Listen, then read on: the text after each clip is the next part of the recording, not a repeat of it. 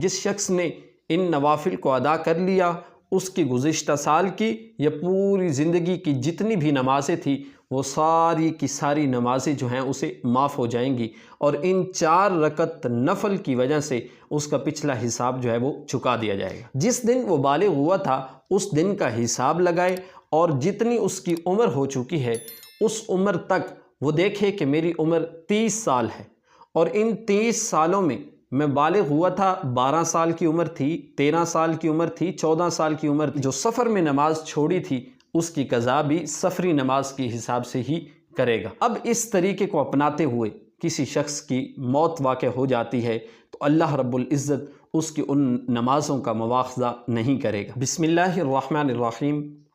ناظرین محترم، رمضان المبارک کے آخری جمعہ کو اس دن بعض لوگ جو ہیں وہ جمعہ قضا عمری کے حوالے سے اور نماز قضا عمری کے حوالے سے کچھ نوافل ادا کرتے ہیں، اور وہ 4 رکعت نفل ہوتے ہیں، اور ان نوافل کے اندر وہ یہ تصور کرتے ہیں کہ جس شخص نے ان نوافل کو ادا کر لیا اس کی گزشتہ سال کی یا پوری زندگی کی جتنی بھی نمازیں تھیں وہ ساری کی ساری نمازیں جو ہیں اسے معاف ہو جائیں گی، اور ان 4 رکعت نفل کی وجہ سے اس کا پچھلا حساب جو ہے وہ چکا دیا جائے گا۔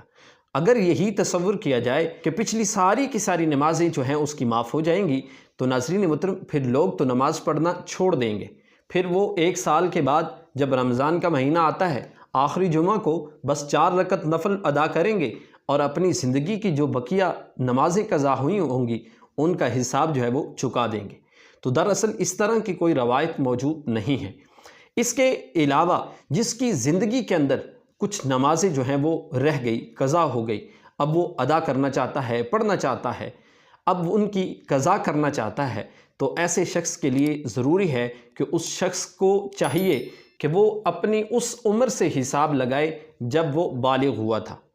جس دن وہ بالغ ہوا تھا اس دن کا حساب لگائے، اور جتنی اس کی عمر ہو چکی ہے اس عمر تک وہ دیکھے کہ میری عمر 30 سال ہے، اور ان 30 سالوں میں بالغ ہوا تھا، 12 سال کی عمر تھی، 13 سال کی عمر تھی، 14 سال کی عمر تھی، یعنی 12 سے 15 کے درمیان وہ بالغ ہوا تھا۔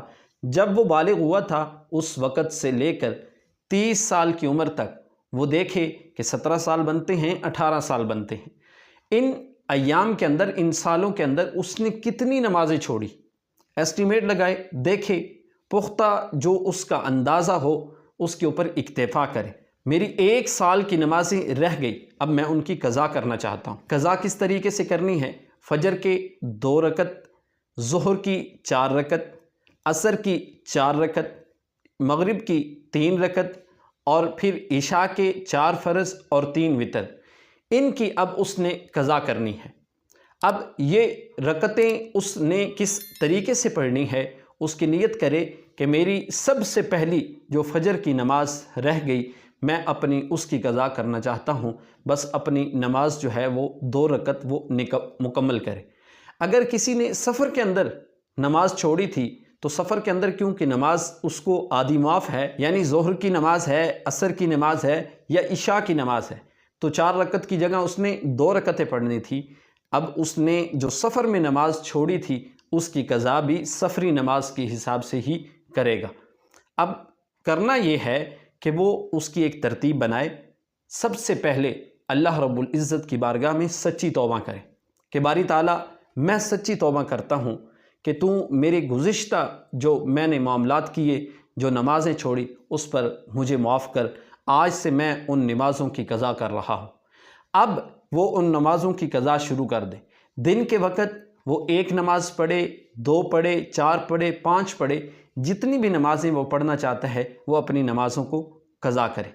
اب اس کے علاوہ یہ بھی ایک چیز دیکھ لیں، اگر اس نے قضا نماز پڑھنی ہے تو اس کے لیے وہ اپنی سنت جو ہیں، سنت غیر مؤکدہ، ان کو بھی چھوڑ سکتا ہے، پھر نفل جو ہوتے ہیں ان کو بھی چھوڑ سکتا ہے۔ جو سنتیں مؤکدہ ہیں ان کو نہیں چھوڑنا، کیونکہ وہ مؤکدہ ہیں، ان کو آپ پڑھیں۔ ہاں، سنت غیر مؤکدہ کو چھوڑیں اور اس کے علاوہ نوافل کو چھوڑیں، اس کے ساتھ آپ اپنی ان نمازوں کی جگہ جو قضا نمازیں ہیں ان کو پڑھیں۔ فجر کی اس کا بہترین حل، فجر کی نماز کے ساتھ آپ فجر کی نماز پڑھیں، ظہر کے ساتھ ظہر کی نمازیں پڑھیں، عصر کے ساتھ عصر کی، اسی طرح مغرب اور عشاء کے ساتھ آپ ان کی نمازیں پڑھیں۔ اس طریقے سے آپ کو یہ یاد بھی رہے گا اور آسانی کے ساتھ 1 سال کے عرصے کے اندر آپ کی نمازیں جو ہیں وہ مکمل ہو جائیں اور آپ جو ہیں وہ صاحب ترتیب ہو جائیں گے۔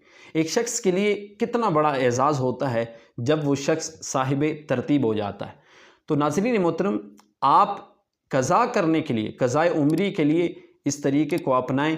اب اس طریقے کو اپناتے ہوئے کسی شخص کی موت واقع ہو جاتی ہے تو اللہ رب العزت اس کی ان نمازوں کا مواخذہ نہیں کرے گا۔ بہت سی احادیث کے مجموعے سے ہمیں یہی پتہ چلتا ہے کہ جب کوئی شخص سچی توبہ کر کے اللہ کی بارگاہ کی طرف، اس کے راستے کی طرف نکل پڑتا ہے، مالک کائنات پھر اس راستے کو دیکھتا ہے کہ جس راستے پہ وہ نکلا ہو، وہ 1 قدم بڑھے، مالک کائنات اس کو ایکسیپٹ کرتا ہے، قبول کرتا ہے کہ وہ میری بارگاہ کی طرف میرا بندہ چل کے آیا۔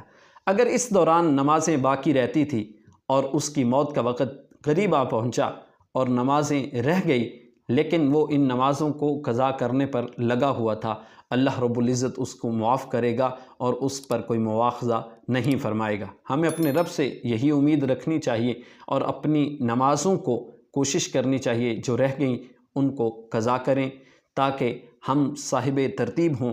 اللہ رب العزت ہمیں اپنی بارگاہ کے اندر سر بسجود ہونے کی توفیق عطا فرمائے۔ جب فرض نماز آپ پڑھ رہے ہوں تو اس میں فرض کی 3 اور 4 رکعت کے اندر آپ سورہ فاتحہ کو چھوڑ سکتے ہیں۔ ہاں، وتر کے اندر 3 رکعتوں کے اندر سورہ فاتحہ پڑھنی ہے، لیکن فرض کی 3 اور 4 رکعت کے اندر آپ سورہ فاتحہ چھوڑ سکتے ہیں۔ اور اس کے ساتھ آپ جب فرض نماز ادا کر رہے ہوں تو فرائض کی تکمیل کر لیں۔ اگر زیادہ نمازیں رہتی ہیں تو فرائض کی صرف تکمیل کریں۔ صرف آپ رکوع میں جائیں، 1 دفعہ تسبیح پڑھیں، سجدے میں جائیں، 1 دفعہ تسبیح پڑھیں، قرآن کی تلاوت کر رہے ہیں، قرات کر رہے ہیں تو 1 آیت کی قرات کریں، تاکہ جتنا جلدی ہو سکے آپ ان نمازوں کی قضا جو ہے وہ مکمل کر سکیں۔